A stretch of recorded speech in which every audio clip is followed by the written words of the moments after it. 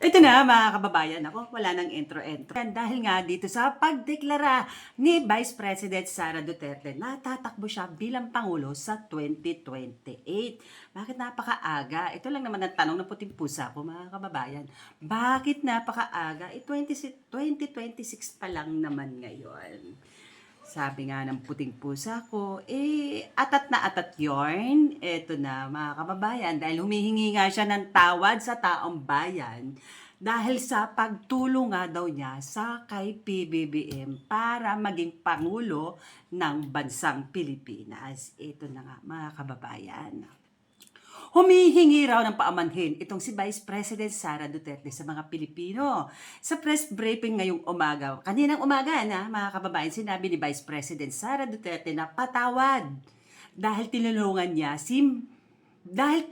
niyang mahalal si Pangulong Bongbong Marcos. Humihingi rin daw siya ng patawad dahil sa nangyayaring lantarang pang-aabuso sa ating institusyon.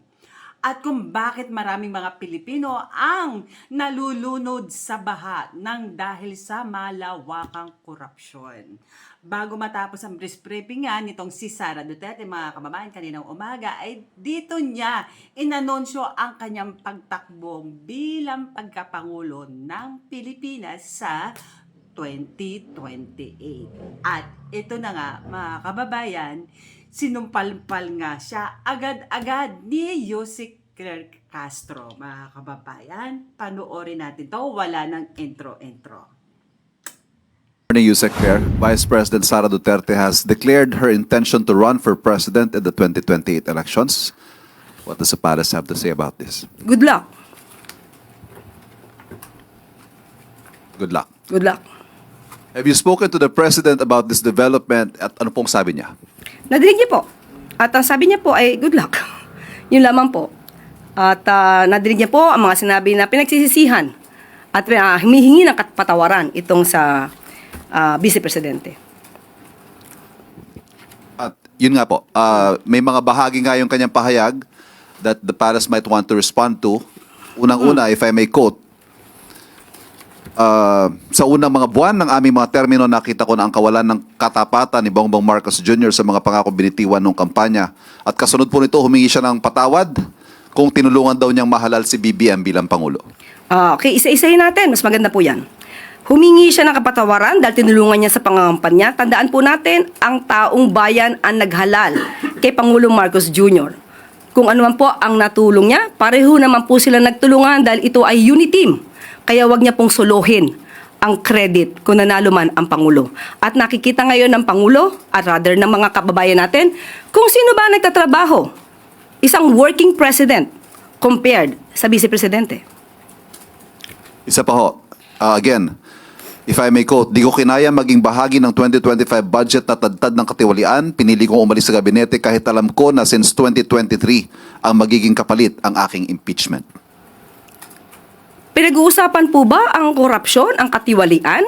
Siguro po dapat mauna muna na ihingi niya ng tawad kung ano man ang mga issue ng korupsyon at katiwalian at di umanong paglulustay ng confidential funds ng kanyang dalawang opisina at the time, OVP at ng DepEd. Kung meron pang napipintong impeachment, ito po ay dahil sa kanyang kagagawan mismo. Kung wala naman siyang ginawa na mga maanumalya at labag sa konstitusyon, hindi naman po siguro siya masasampahan ng mga impeachment complaints. Follow-up lang po, Yusek. Makabayan Block said that the premature presidential bid of the Vice President is a move to shield herself from the impeachment. Does the palace share this sentiment, or what can you say about that? Maaari, kanilang opinion, pero dapat tandaan po natin, balikan po natin, dahil sasabi niya para ma-shield siya sa mga impeachment complaints. Hindi po basta-basta ito dapat mahadlangan ng anumang pagreklamo laban sa kanya. Sinabi niya kanina na hiningi niya ng tawad dahil nalulunod tayo sa baha. Pero tandaan po natin, ilan po bang flood control projects merong itinatag? Di umano ang kanyang ama. 13,917 na flood control projects na mukhang hindi naramdaman. Dahil kung meron 13,917 flood control projects, dapat naramdaman natin at medyo humupa ang pagbaha sa Pilipinas. Huwag niya rin pong kalimutan. Ito, akin pong kinuha ng mga report.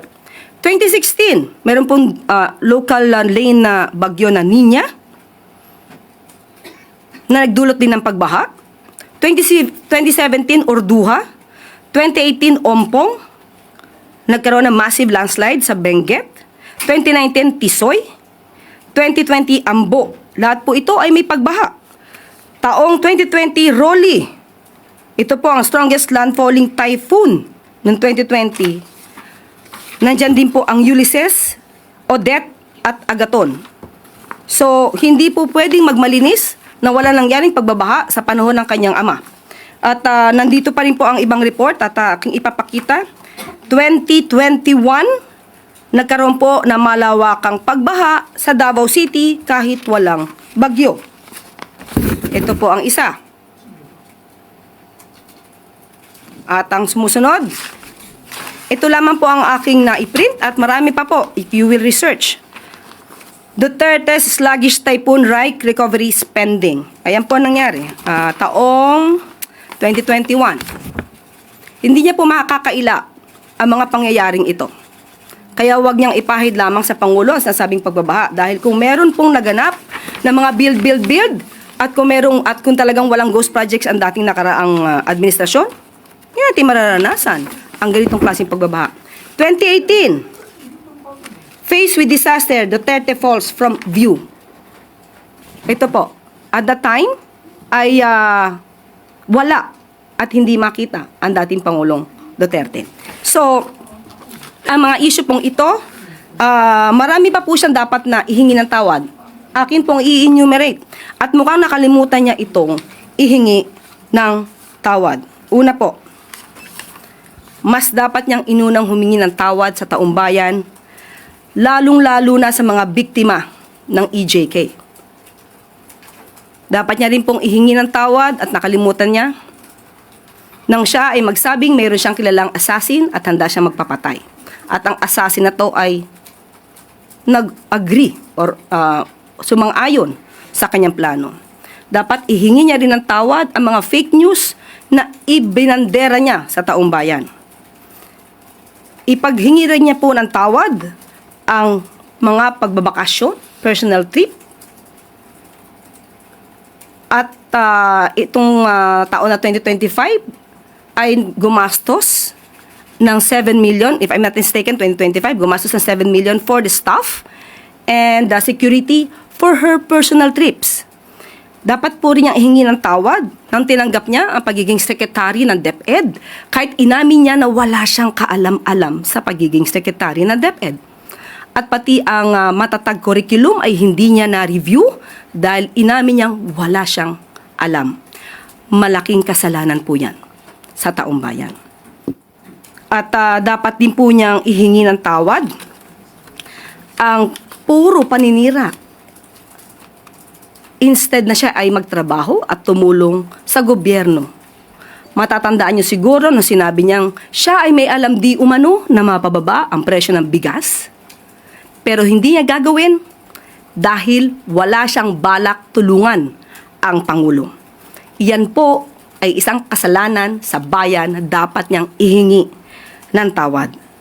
Ihingi niya na rin po ng tawad yung mga fake na student vouchers na ngayon ay sabi ng DepEd ay umaabot na sa halagang 200 million pesos.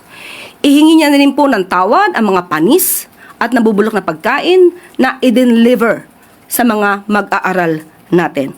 Pati po yung mga missing school materials na hindi na-deliver sa mga estudyante. Ilan lamang po yan sa dapat niyang ihingi ng tawad sa bayan. At ayun na nga mga kababayan, ang mainit na sagot na mukhang nasupalpal at nasampal ng katotohanan ni Yossi Claire Castro nga, itong si Vice President Sara Duterte na napakaagang magdeklara at mangampanya. 2026 pa lang naman ngayon mga kababayan. Ako, pamumuliti ka ba ito o talagang mga kababayan, kayo na ang humusga? Paki-comment nyo na lang po ang inyong mga saloobin sa video ito. Ayan, maraming salamat po sa inyong lahat. Sa mga walang sawang sumusuporta po sa akin na mga kababayan, please, sa mga hindi pa po nakaka-subscribe dahil maawa naman po kayo. Like and comment, syempre subscribe na rin po. Wala naman pong bayad ito. Ayan, maraming salamat po sa inyong lahat. God bless po at mag-iingat kayong lahat mga kababayan.